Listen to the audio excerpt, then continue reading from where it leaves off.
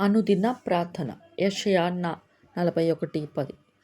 మిక్కిలి ప్రేమ పరిశుద్ధత గల మా తండ్రి, మరొక నూతన దినపు వేకువన నీ పాదముల చెంత చేరుటకు, నీతో మాట్లాడుటకు నన్ను సజీవునిగా మేల్కొల్పిన మీ అపారమైన కృపకై నా కరములెత్తి కృతజ్ఞతా స్తోత్రములు చెల్లిస్తున్నాను.